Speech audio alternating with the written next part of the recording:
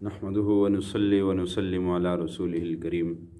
حضرات محترم، آج میں آپ کے سامنے جو عمل لایا ہوں وہ ہے ناف کو دم کرنے کا۔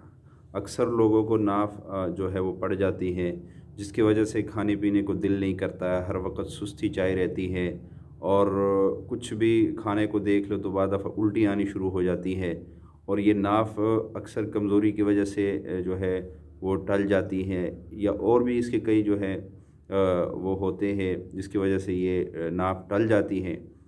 تو ناف اگر ٹل جائے اور وہ دوائیوں سے نہ ٹھیک ہو رہی ہو تو اس کے علاج میں ایک روحانی عمل آپ کو دیتا ہوں۔ انشاءاللہ آپ کا ناف جو ہے وہ بالکل اپنی جگہ پہ آ جائے گی، اور یہ بہت نقصان ہوتا ہے اس سے۔ تو اس کے لیے عمل یہ ہے کہ قرآن مجید کے اندر ایک آیات آتی ہے، ان اللہ یمسک السماوات والارض ان تزولا ولئن زالتا ان امسکہما من احد من بعدہ انہ کان حلیما غفورا۔ یہ آیت مبارکہ جو ہے اس کو یاد کر لیجئے۔ اس کو آپ ناف کے اوپر انگلی رکھ کے، شہادت والی انگلی ناف کے اوپر رکھ کے، تو اس کو آپ نے 11 مرتبہ 21 مرتبہ پڑھ کے دم کرنا ہے۔ انشاءاللہ دم کرتے ہی آپ کو سکون آنا شروع ہو جائے گا، اور آپ کی ناف جو ہے وہ اپنی جگہ پہ واپس آ جائے گی۔ اور اس کے علاوہ اگر آپ روزانہ مسلسل جو ہے وہ حضرت عمر رضی اللہ تعالیٰ عنہ کا نام، صرف عمر لکھیں گے ناف کے اوپر۔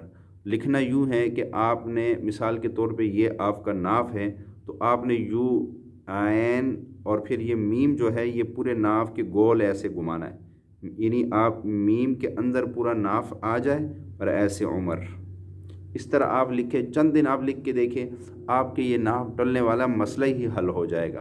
تو یہ بہت مسئلہ ہوتا ہے، اکثر لوگوں کو ناف پڑ جاتی ہے، اس کے لیے عجیب مالشیں کرتے ہیں۔